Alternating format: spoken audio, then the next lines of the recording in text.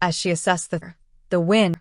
Then, in a single motion, she raised her hands, ending the environment her will that separated her from the attackers.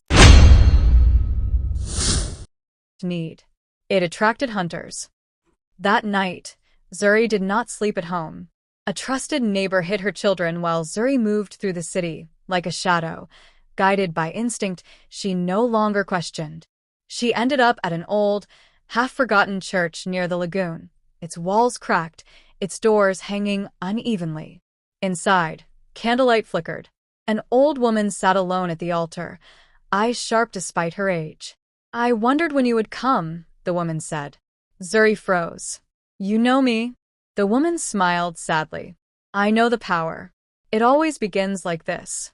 Fear first, then choice." S.t.o.r.e.e.s felt the weight of the city press down on her. Every need, every danger, every expectation. "I don't want this," S.t.o.r.e.e.s whispered. "No one ever does," the woman replied. "But it has chosen you. Now you must decide what kind of guardian you will be." Outside, thunder rolled across Lagos, and Mama S.t.o.r.e.e.s understood that her story had crossed its first true threshold. The old woman's name was S.t.o.r.e.e.s. She spoke slowly, as though time itself listened to her. She told S.t.o.r.e.e.s of others before her, women and men who had awakened to power in moments of crisis, always bound to community, always burdened by choice. "Not magic," S.t.o.r.e.e.s insisted, "but responsibility given form. The power responds to what you protect," she said. "Fear weakens it. Love shapes it." S.t.o.r.e.e.s listened until dawn, the weight of the words settling deep inside her. When she finally left the church, the city felt different, not quieter, but clearer. The power no longer pulsed wildly.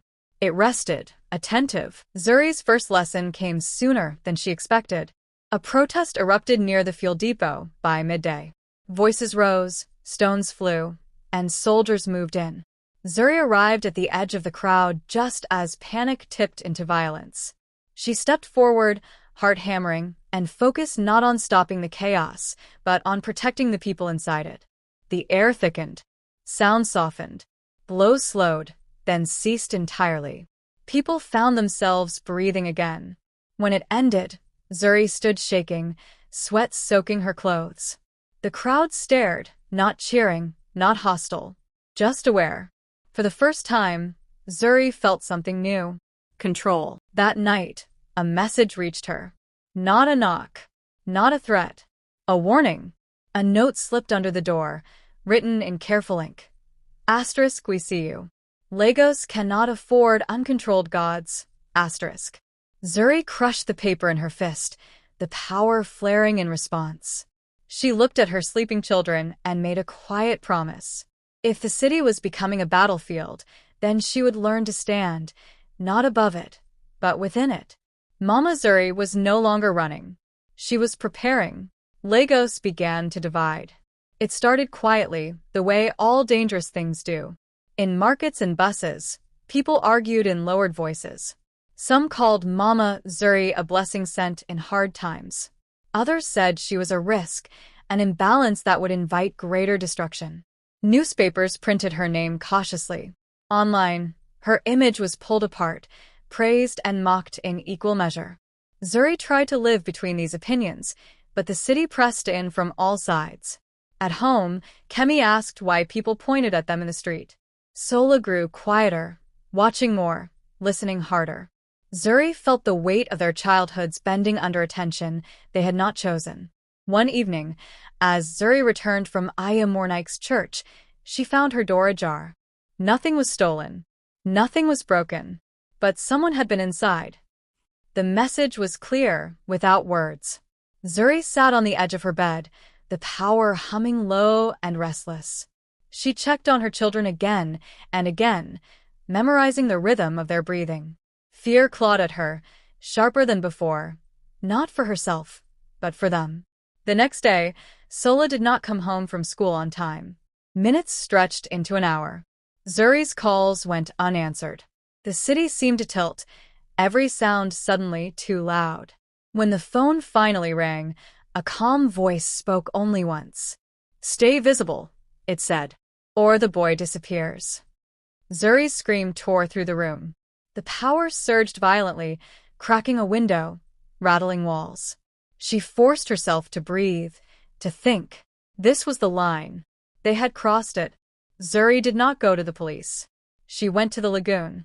Standing at the water's edge as night fell, Zuri closed her eyes and reached inward. Not in fear, but in love fierce enough to burn. The power answered like a tide. The air bent. The water stilled. Across the city, lights flickered. Zuri spoke, not loudly but clearly. "You want me visible," she said. "Then see me." The power rose around her, radiant and undeniable, a beacon that cut through darkness. Somewhere, those watching understood the truth too late. Mama Zuri was not a weapon to be controlled. She was a mother. And she was coming. The first confrontation came before dawn. Mama Zuri moved silently through narrow streets, guided by the subtle pulse of her power. Each step was careful, measured, each breath a steady drum. She knew the city had eyes, but she also knew they could not see her will. The group had taken a warehouse near the old rail line. From the shadows, Zuri felt them, organized, precise, and deadly. Her heart pounded, but the warmth in her hands reassured her. She was ready. With a gentle sweep of her palms, she bent the air to her command, creating a barrier around the building. Metal doors quivered, walls hummed, and the would-be captors froze mid-step. Mama Zuri stepped forward into the dim light, face calm, eyes steady. "Release him," she said. They laughed, thinking her bluff. The moment they moved to strike, the power flared, a wave of force that knocked them back, harmless to Sola, but enough to warn the intruders that this was not ordinary defense. That night, they returned home. Sola and Kemi slept quickly, exhausted. Zuri watched them, her own body still humming with energy she could not yet fully control. The city outside her window remained alive with lights and noise, indifferent to the victory that had just occurred. Mama Zuri realized that this was the beginning, not the end. Her power was now a beacon, and that beacon attracted more than fear. It drew attention from all corners, some seeking protection, others seeking to destroy. She sat in quiet reflection, hands resting on her knees. The warmth pulsed gently, reminding her that she had chosen this path. And though fear lingered, it was no longer her master. She had made a choice. Mama Zuri would protect her family, her city, and everything she loved, no matter the cost. The city stirred with whispers. News of the warehouse incident spread like wildfire. Mama Zuri's name appeared on online forums, whispered in markets, and debated in offices. Some spoke of a savior. Others spoke of a threat. In the middle of it all, Zuri moved with caution, her senses alert to every shift in the pulse of Lagos. At the market, a man followed her through aisles of yams and plantains. He wore a suit too heavy for the weather, eyes sharp and calculating. Zuri felt his intent before he spoke. He was not here for trade or curiosity. "You must come with us," he said, voice smooth. "We can guide your abilities. Together, we can control the chaos." Zuri shook her head, stepping back. The warmth in her hands pulsed, protective, warning. "I am not for sale." The man's smile did not falter. "You will be," he whispered, disappearing into the crowd. She watched him go, knowing the threats were multiplying. The next day brought fire, not in buildings but in hearts. A school in Aja caught on fire due to faulty wiring. Children screamed as flames licked the walls. Mama Zuri arrived before anyone else, sweat mixing with rain as she stepped forward.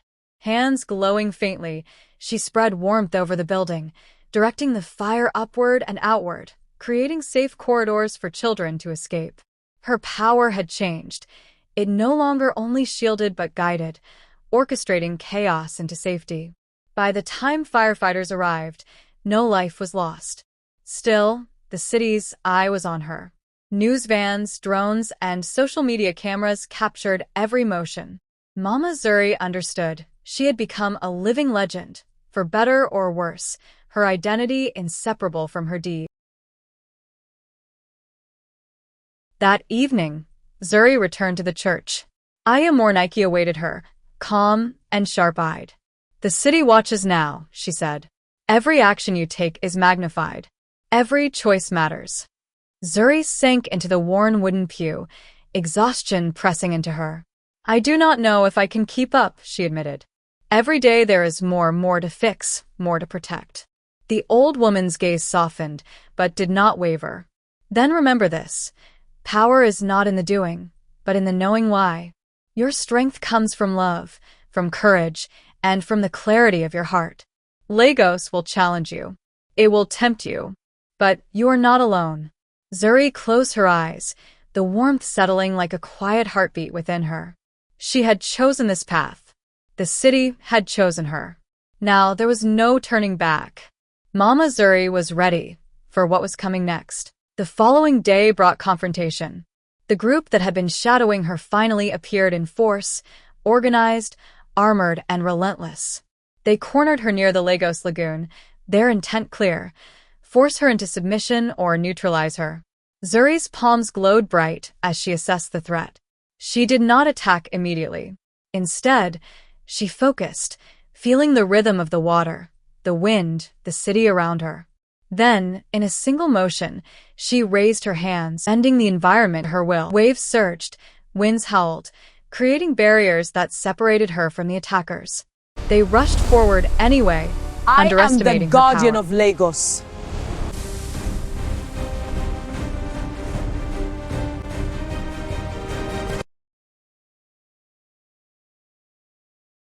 The clash was brief, but decisive. S.t.o.r.e.e.s used not brute force, but precision, guiding objects, redirecting energy, and immobilizing them without lasting harm. By the time she stepped away, the group was scattered, humiliated, and wary. Mama S.t.o.r.e.e.s had won not just a battle, but the lesson that power paired with wisdom could be unstoppable. As night fell, Mama S.t.o.r.e.e.s returned home, her body aching but her mind alert. Sola and Kemi hugged her, sensing both relief and exhaustion. S.t.o.r.e.e.s looked out over Lagos, the city alive with lights, chaos, and hope intertwined. She realized the truth she had always felt.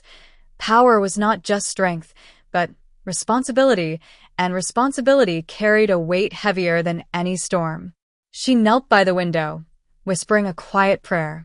Tomorrow would bring new challenges, new threats, and new opportunities to protect the city she loved. And she would meet them all, stronger, wiser, and unwavering. Mama S.t.o.r.e.e.s understood that her journey was far from over. But for